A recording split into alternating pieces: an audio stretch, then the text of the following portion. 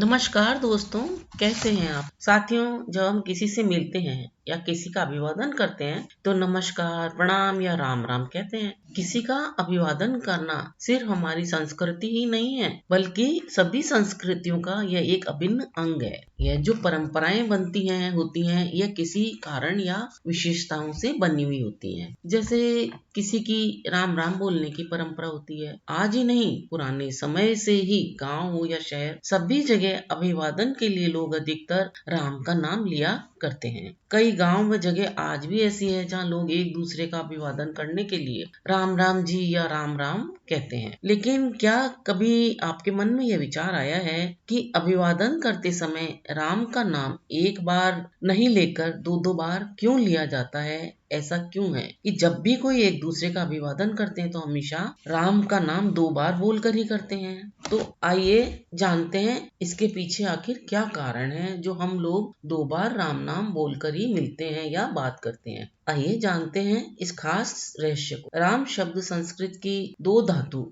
रम और घम से मिलकर बना है। इसमें रम का अर्थ है रमना और निहित होना, यानी उसमें होना। घम का अर्थ है ब्रह्मांड का खाली स्थान। तो इस प्रकार इन दोनों संस्कृत धातुओं से मिलकर राम का जो शब्द बना है, जो नाम है, उसका मतलब है सारे ब्रह्मांड में रमा हुआ, यानी ये सर्वत्र व्याप्त है, चराचर में विराजमान है, स्वयं ब्रह्म तत्व है ये। तो योगी जिस ध्यान मुद्रा के शून्य में रमते हैं, मतलब कि रहते हैं, उस अवस्था को भी राम कहते हैं। राम राम शब्द दो बार बोलने के पीछे वैदिक दृष्टिकोण भी माना गया है। वैदिक दृष्टिकोण के अनुसार पूर्ण ब्रह्म का मात्रिक गुणांक, मतलब जो हिंदी वर्णमाला है उसमें उनका स्थान 108 है। वह राम राम शब्द दो बार बोलते हैं या लिखते हैं जो 108 बार में पूरा हो जाता है। क्योंकि हिंदी वर्णमाला में र 27वां अक्षर है, आ की मात्रा का दूसरा स्थान है और म 25वां अक्षर है। इसीलिए अगर इन सबको मिलाकर जो कुल योग बनता है वो है 27 + 2 + 25 बराबर 54, यानी कि 27 + 2 + 25 = 54, यानी एक राम शब्द का योग 54 या 54 हुआ। तो दो बार राम राम कहने से योग 108 हुआ, जो पूर्ण का द्योतक पूर्ण ब्रह्म के समान है। जब भी हम कोई जाप करते हैं तो हमें हमेशा 108 बार जाप करने के लिए कहा जाता है। लेकिन अगर हम सिर्फ दो बार राम का शब्द राम राम कहते हैं तो भी वे पूरी माला की जाप के बराबर माना जाता है। इसी का एक और अन्य मान्यता के अनुसार माला के 108 मनकों का संबंध व्यक्ति की सांसों से भी जुड़ा माना गया है। एक स्वस्थ व्यक्ति दिन और रात के 24 घंटे होते हैं, उनमें लगभग 21,600 बार श्वास लेता है। इन 24 घंटों में से 12 घंटे मनुष्य अपने दैनिक कार्यों को करने में ही व्यतीत कर देता है। बाकी जो हमें शेष 12 घंटे होते हैं उन सब में व्यक्ति लगभग 10,800 बार सांस लेता है।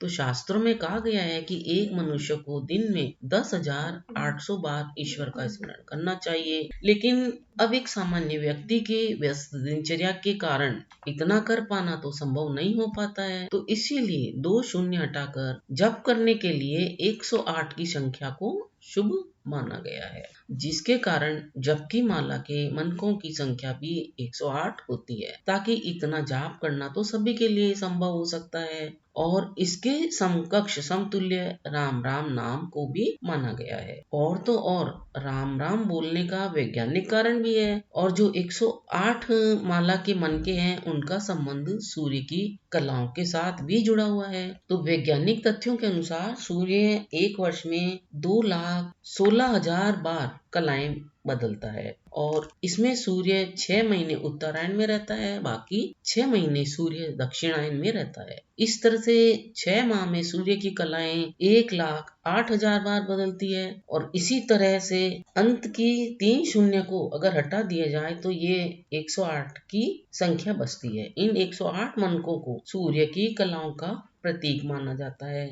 तो दो बार राम राम कहने से 108 मनकों की एक माला के जाप के बराबर पुण्य लाभ मिलता है। राम नाम एक ऐसा शब्द है जो विश्व संस्कृति को अप्रतिम नायक है। यह सभी सद्गुणों से युक्त है। राम स्वयं माननीय मर्यादाओं के पालक और संवाहक है। अगर हम सामाजिक जीवन में देखें तो प्रभु राम स्वयं एक आदर्श पुत्र, आदर्श भाई, आदर्श मित्र, आदर्श पति, आदर्श शिष्य, इन सभी रूपों में विशेषता लिए हुए हैं। मतलब सभी आदर्शों में एकमात्र न्यायादर्श राम है।